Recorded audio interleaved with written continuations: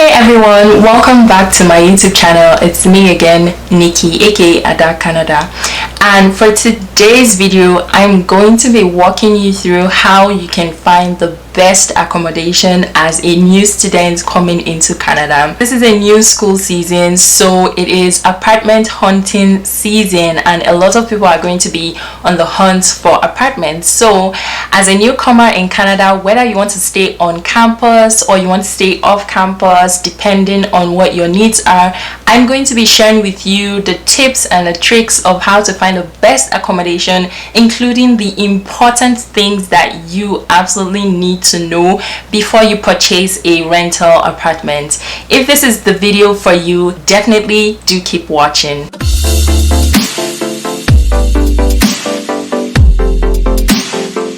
Okay, so like I said before, this is a new school season. School is starting in roughly 1 month from now, and a lot of people have started looking for apartments, especially new students. A lot of people are going to be moving. Even just in my city alone, we already have a lot of people who are searching and asking questions and looking to find rental apartments. I've divided this video or grouped this video into categories or parts. I'm going to be dissecting each one at a time. Okay, so the first part of this video is going to be where to find apartments, where to find rental places to stay. Now, if you're looking for an apartment, you can do so online basically, so it doesn't matter whether you're in Canada or whether you're outside of Canada. Online is the best place, one of the best places that you can search or surf for apartment vacancies. And there are so many different sites out there, but the commonest ones that a lot of people, a lot of students use are Kijiji.ca, Facebook Marketplace. There's also Airbnb accommodation. There's also rents.ca. So it doesn't matter which one you're looking, you're probably going to be exploring different options through these online sites. I'm going to be putting links in the description box to where you can find apartments or where you can start your basic search for an accommodation. Please be sure to check out the description box. And just so you know, by the way, this video is not sponsored by any of the companies or any of the websites that I've mentioned in this video. I'm just giving my opinion and I'm giving references to back up, so not sponsored. Now the next part is the types of accommodation that we have in Canada for students. There are two major types of accommodation for students. There is on-campus accommodation or on-campus housing, and there is off-campus accommodation or off-campus housing. On-campus accommodation is exactly what it is. It is accommodation that is on campus. So the hostels, the rental apartments, the buildings, they are owned by the school, they are managed by the school. If you are looking for an on-campus accommodation, you would have to apply through the school's website in order to be given accommodation. The catch is that you have to have gotten admission with the school before you apply for accommodation with the school if you want to stay on campus. So if you don't have any admission letter, if you don't have any program that you're in, there is no way you can seek accommodation on campus. When it's time to apply for accommodation, you would have to do so through the school's website. So you're not looking online at Kijiji.ca, you're not looking at Facebook Marketplace, you're going directly to the school's website under the section of housing or accommodation, however it's named, and then you fill out the application form and provide whatever supporting documents that they require of you. The benefits of living on campus are mainly proximity and commute. So because you're going to be staying on campus, you're probably going to find that it's easier to get to school and it doesn't really take much. You don't really have to spend so much on transportation. You can literally take a walk to school for about 5-10 minutes to your classes, depending on where the accommodation is located within the campus. But generally it's usually very easy and there's just no stress when it comes to transportation. The downside to it is that it is very, very expensive, somewhat more expensive than off-campus accommodation. So with on-campus accommodation, you can expect to spend right around somewhere between $7,000 to $10,000, $11,000, and even $12,000 in a year on campus accommodations, depending on the type, whether it's 2-bedroom or 3-bedroom or studio and all whatnot on campus. I would say that this is definitely more expensive than what you would get for the equivalent kind of accommodation or the equivalent space if you were to be staying off campus. However, if you're the type of person who is so new to Canada and you don't want to go through that stress of having to look online or search for off-campus accommodation, you really just want to be within the school environment, you really just want to be as close to school as possible and don't want to have to live so far away, or don't want to have to deal with public transportation and all whatnot, then I would say definitely go for the on-campus accommodation if you can afford it. Another thing with on-campus accommodation is that it really goes out very fast. So when you get your admission letter, immediately apply for accommodation if you wish to stay on campus, and if you can afford to stay on campus, apply as immediately as possible, because the spots or the slots usually go out very fast. On the flip side, we have the off-campus accommodation. So the off-campus accommodation again is exactly as it is, and it's not owned by the school. It could be owned by a rental company, for example Boardwalk, or it could be owned by a private individual. It could be owned by anybody that is just not affiliated with the school. And this off-campus accommodation usually is leased out to people, whether it's students or workers or whoever, right? There's usually a lease in place.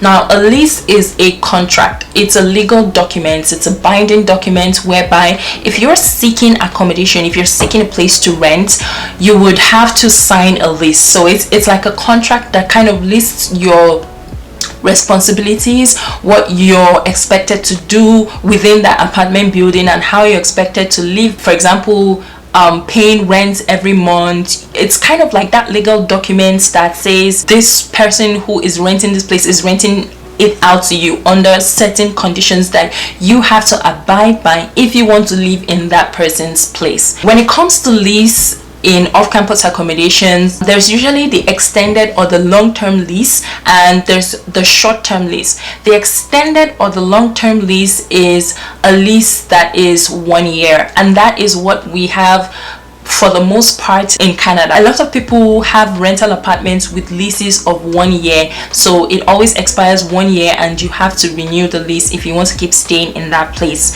However, you can also find short-term leases of 6 months or 3 months, but those are relatively rare. It's not easy. They don't come easy to find. There are also some places where people who are renting out do not deal in lease agreements or anything like that. It's more like a verbal agreement between you who is renting and the landlord who owns the place, whereby you agree that you're going to pay a certain amount every month. So there's literally no contract, there's no lease, there's nothing that binds you to that place. However, it's risky staying in that kind of place where there is no lease agreements, because the landlord can wake up on a random day and ask you to move out for whatever reasons best known to them, impromptu. So if you have a lease, then that means you have that legal document that is in place, and that means nobody can just ask you to move out of the rental apartment impromptu.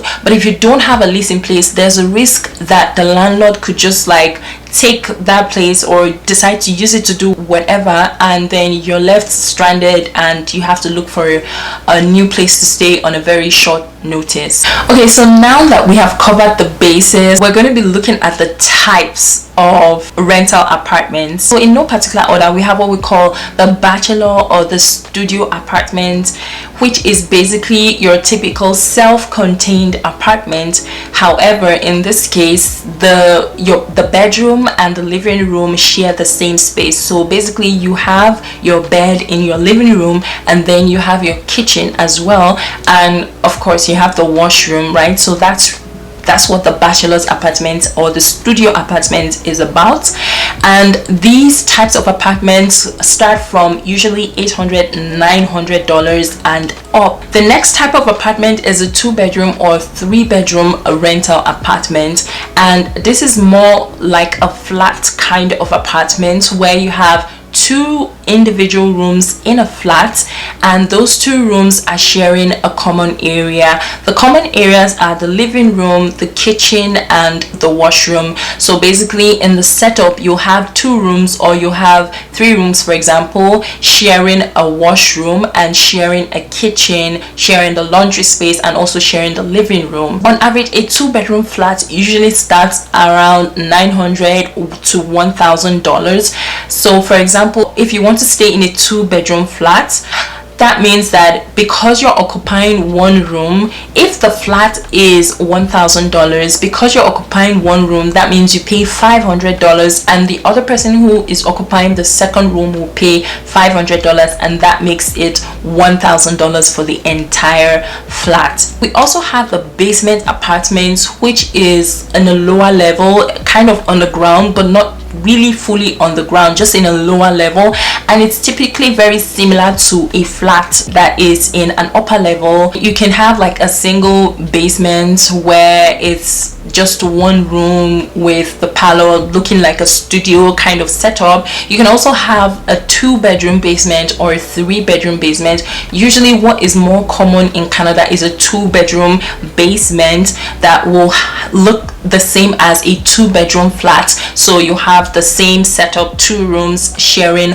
1 washroom, sharing 1 kitchen area, and sharing the living room as well as the laundry. Basement apartments usually go from $1,100 to $1,200 and even up. The next kind of apartment is the townhouse apartment. Now these townhouses are uniform multi-floor houses that share walls with adjacent properties, and each house has its own entrance. So they are basically houses that look uniform and they look exactly the same. One house looks exactly the same as the next. Now students can rent townhouses from individuals. So usually it's individuals that own townhouses. Townhouses usually start from $1,200, $1,300 and up, just depending on how modern the townhouse is. The next kind is the condo apartment or the condominium, and this is the private residence that is owned by an individual who rents it out. It's usually located among high-rise buildings. They're usually very high-rise buildings and they're usually pricey. They can go from as high as $1,500 and up. The next type of apartment is a homestay apartment. So a homestay apartment is basically you staying in somebody's house, like a family house. So you will have a host, and the host can be anybody who has a house can offer their place for a homestay. So basically you have a host that lives with their family inside their house, but then they have an extra room or a spare room that they would like to give out to somebody. Homestays are usually, for the most part, given out for a short period of time, and when you're in a homestay place, you are basically eating the same food that the family makes or the family eats, and you're also partaking in the same daily routines that the family partakes in.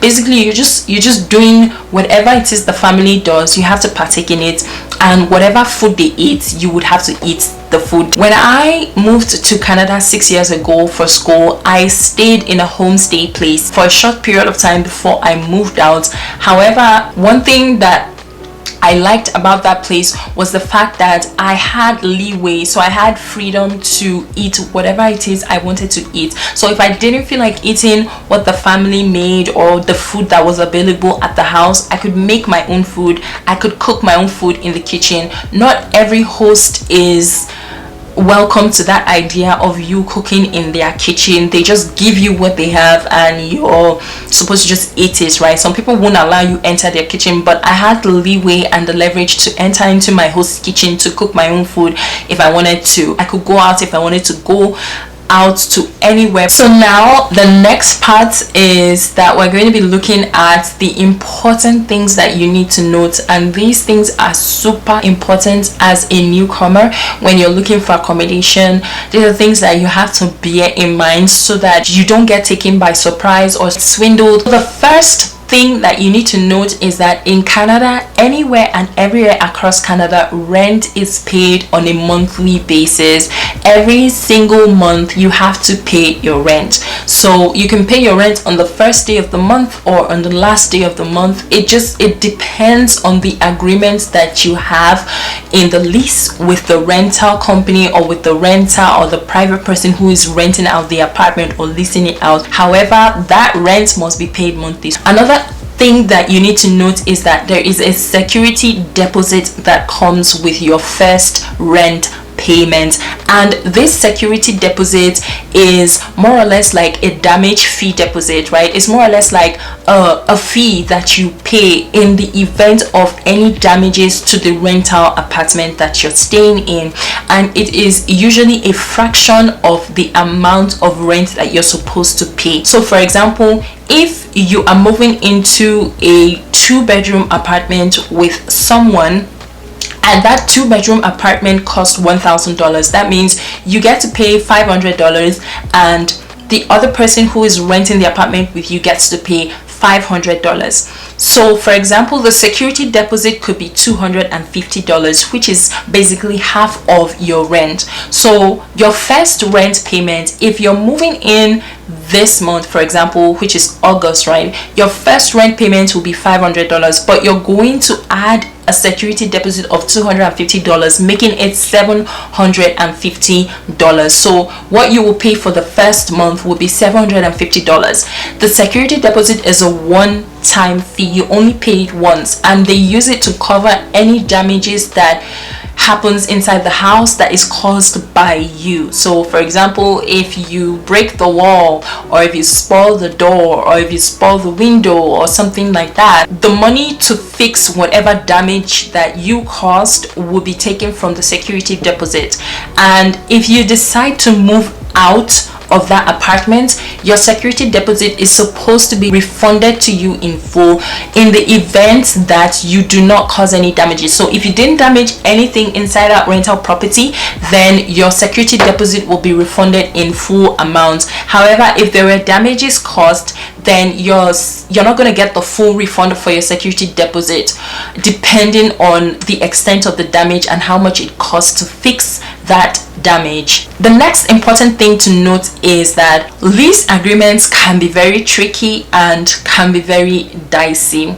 So you have to be very careful. If you're going to be signing a lease to rent an apartment, make sure that you read the entire contract. Make sure you understand every single word inside that document before you sign that document. If you find an accommodation and you're going to stay in a place for an extended period of time, I would say go for an extended lease if you want to lease an apartment. So an extended lease is 1 year. That will be the ideal thing to do.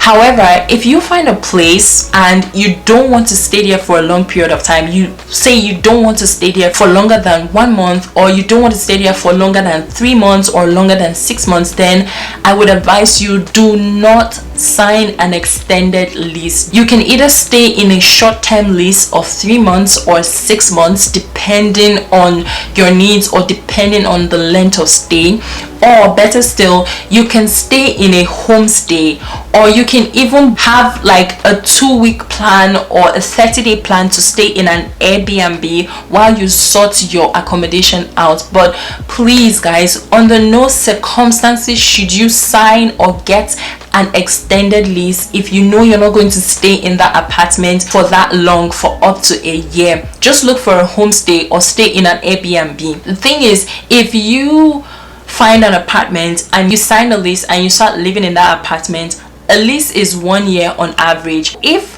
for some reason you wish to move out before the expiry date of that lease, that means you're going to incur heavy fines, because if you move out, you're technically breaking the contract, you're breaking the lease agreement. So if there are any fines involved, you would have to pay for those fines when you move out. Either that, or you will be forced to stay till the ending of your lease if you don't want to pay those fines, and towards the ending of your lease you would have to start looking for a new accommodation. Another thing again is, if you're staying in a place and it's coming to the end of your lease period, your lease is about to expire, say for example we're in August now and your lease is about to expire in November, that means you have to start now to start looking for accommodation. Do not wait until November before you start looking for accommodation, because once that lease expires, if you're not going to renew the lease to stay in that place, then you have to move out as immediately as possible, or they'll come and throw your things out. What I would say is just be careful when it comes to lease agreements. Read all the fine details and understand. A lot of rental properties do not have the option of a short-term lease for 3 months or 6 months. They prefer an extended lease, but if you search very well, you might still be able to find places that will lease out an apartment for a short period of time. Another thing that you have to take note is that when you're looking for rental apartments online, do not trust the pictures that you see online. There are some sites that are very shady and not very trustworthy, so do not be too quick to believe everything you see online. And this is especially for those of you who are outside of Canada and you're surfing. You're definitely going to be surfing with Kijiji or Facebook Marketplace or Rent.ca or any of those things, so please do not be too trusting of the pictures that you see online. Your best bet would be to either go in person if you're in Canada, or if you have a friend or a family who is here and is able to check the place out for you, then you can do so. But don't be too quick to buy an apartment online that you haven't seen. Get to see it for yourself before you make that payment.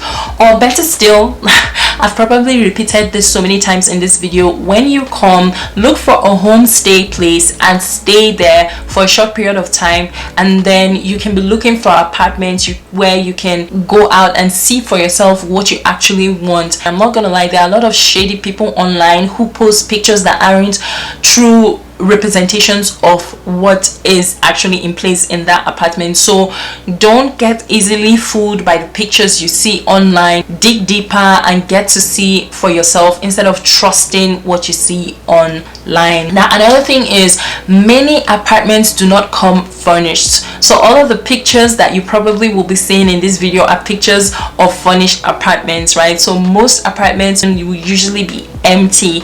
There won't be any furniture, there won't be anything. It's hard to find apartment or accommodation that is furnished, and usually when you find apartment or accommodation that is furnished, you will pay extra just because it is furnished, right? So most of them will come empty, and you will only just need to move your things inside and then start buying furniture and start buying other equipment. Again, another important thing to note is that most rental prices do not include certain utilities. For example, your internet or your cable or gas or heating or even water or even garbage disposal. Some rent prices in rental apartments do not include those extra fees for utilities. So if you're going to be staying in such an apartment that doesn't have those fees in their rent, that means you're only going to be paying your rent monthly, and then you're going to make separate payments for the utilities for those. So just bear in mind, if you see an apartment where everything is all inclusive, that's fine. But if everything is not inclusive, then you would have to be making separate payments for that, and then separate payments for rent. This important thing to note is strictly for those of you who prefer to stay off campus. One thing you should consider is proximity and location. Proximity to school and also location. So when you're looking for an off-campus accommodation, just to make things a little bit easier for you, try as much as possible to get an accommodation that is at least within 5 to 15 minutes from school. And the 5 to 15 minutes is maybe taking a bus for 5 to 15 minutes or the train for 5 to 15 minutes to get to school. You just want to be as close to school as possible, just so it's easier for you to commute, because you don't want to spend like 1 hour in a bus trying to get to school or 1 hour in a train trying to get to school. Just imagine when you have classes as early as 8 a.m. in the morning, but you're leaving the house by 6 or 6:30 just to catch the bus or catch the train and spend an hour on the road or an hour plus on the road. That alone is stressful. My advice would be to find a place that is relatively close to school. You can just like hop in, hop out without spending too much time on public transportation, because that really eats up your time and even makes you tired. Again, you also want to make sure that wherever you want to stay that is off campus, apart from being close to school, just make sure that you have access to the grocery store. Make sure you have access to food. Don't under any circumstances stay in a food desert, a place that you have to basically travel 30 minutes or travel 1 hour in order to get to the grocery store. It's not ideal, right? So try to stay in a place that has a very quick access to food. It's just a lot easier. Alright guys, so I believe this is all that I have to say regarding finding the best accommodation to suit your needs as a newcomer or a new student in Canada. I hope that you liked these videos. I hope that you understood everything I said. I hope that you liked the tips, and I hope that they eventually help you in your search for accommodation. Give this video a thumbs up if you liked it. Share this video with your friends or with anyone you know that is new to Canada or coming into Canada very soon and would need a place to stay.